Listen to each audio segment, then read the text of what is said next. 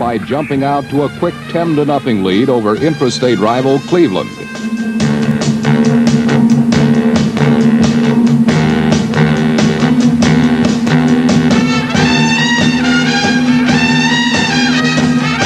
But rookie receiver Don Bass' 51-yard first-quarter touchdown was the only one of the game for the Bengals, who were hoping to quell rumbles of a coaching change.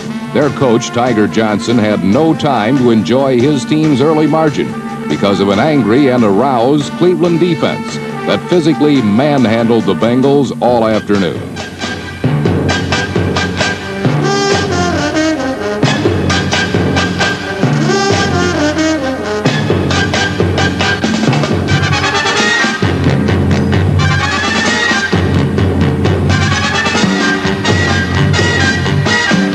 While the Browns' defense excelled, the attack had trouble putting points on the board.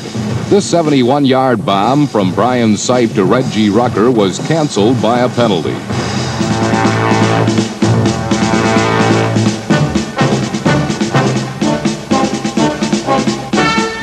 It wasn't until late in the third quarter that the Browns' offense came alive with another long-distance strike from Sipe to Rucker as the catalyst.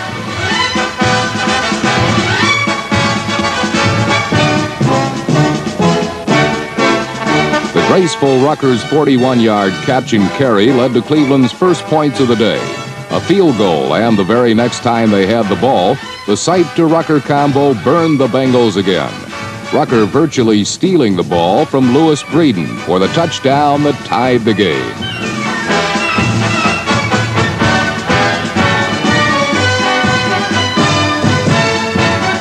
Minutes later, the two arch rivals entered sudden death overtime.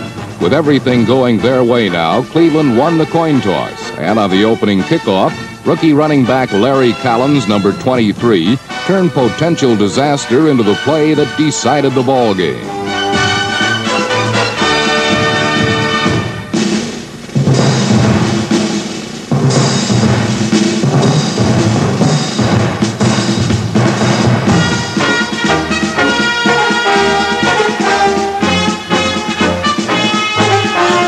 Collins' long return gave the Browns great field position, and Cleveland soon left the issue up to dependable Don Cockcroft. The NFL's all-time leader in field goal accuracy did not disappoint, calmly kicking the winner that gave new coach Sam Rutigliano and his Browns an exciting second straight victory.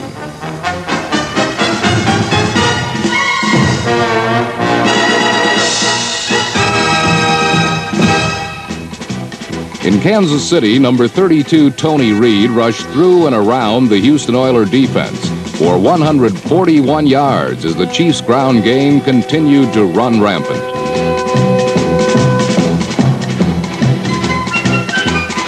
They totaled 261 yards rushing against the Oilers, outplayed them for most of the game, and led 17-6 entering the final period. For 3 quarters, Coach Marv Levy's wing T offense baffled the Oilers. But in the last quarter, Houston's vaunted 3-4 defense, led by number 52 linebacker Robert Brazile, shut off the run and shut out the Chiefs the rest of the way.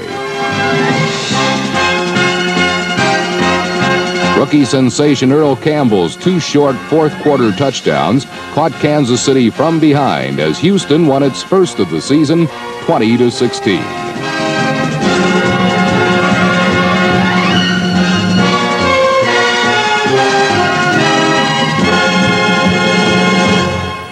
In San Francisco, O.J. Simpson celebrated his hometown debut with a touchdown catch from Steve DeBerg.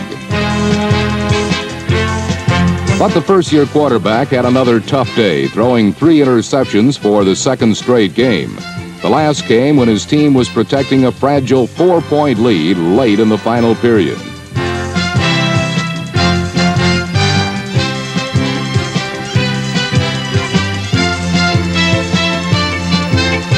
Virgil Liver's 17-yard run with a lateral interception set up Willie Harper's touchdown dive.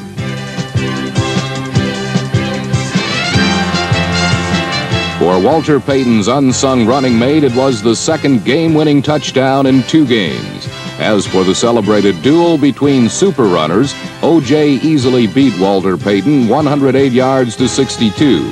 But the Bears prevailed in the football game 20-16.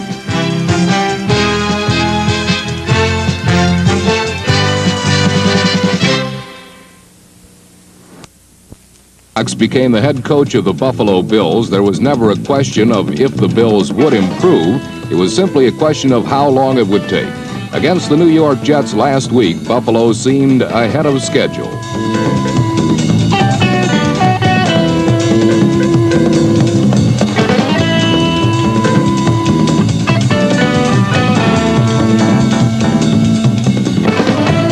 An 85-yard interception return by Charles Rome was one of many encouraging signs Buffalo displayed throughout the afternoon. But on this day, it was the Jets of head coach Walt Michaels and quarterback Richard Todd which waved the magic wand of victory.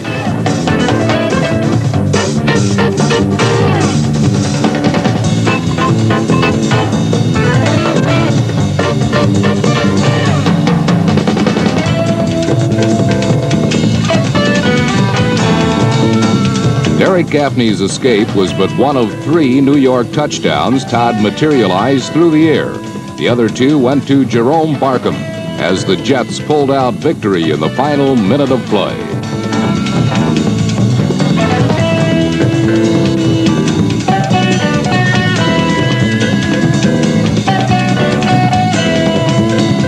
While both the Jets and the Bills have shown improvement over last season, the Atlanta Falcons seem to have picked up where they left off a year ago, something Ram quarterback Pat Haden is likely to agree upon.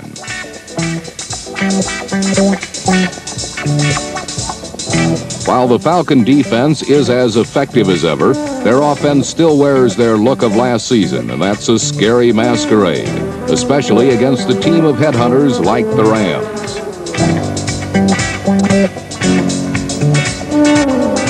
Atlanta never scored a single point. Los Angeles, on the other hand, did, but only because Pat Haden's bombs put the Rams in close enough times where they could squeeze out the victory.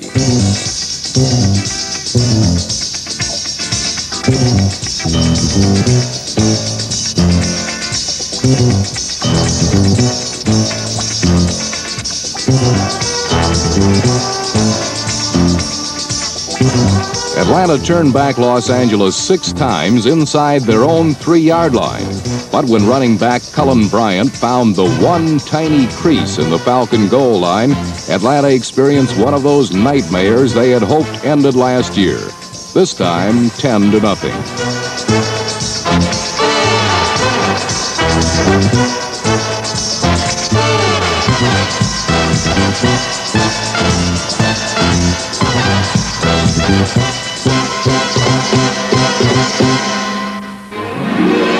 Certainly no team has been a bigger surprise during the NFL's first 2 weeks than the Green Bay Packers.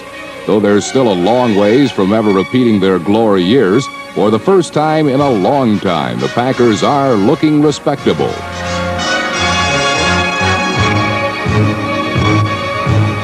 Against the Saints last week, Green Bay's defense kept the New Orleans attack subdued, while their offense debuted a potent combination in number 17, David Whitehurst, and number 80, James Lofton.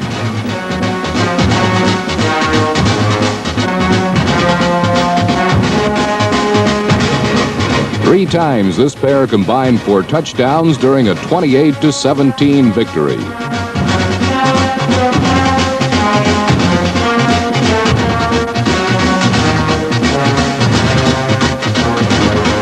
Such early progress marks the most encouraging signs this program has experienced since Bart Starr became head coach.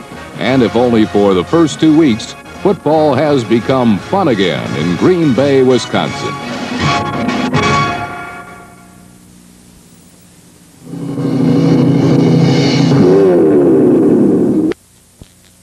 Virtually untouched, Dolphin runners picked their way through large holes, and Baltimore defenders spent much of the afternoon chasing them down from behind.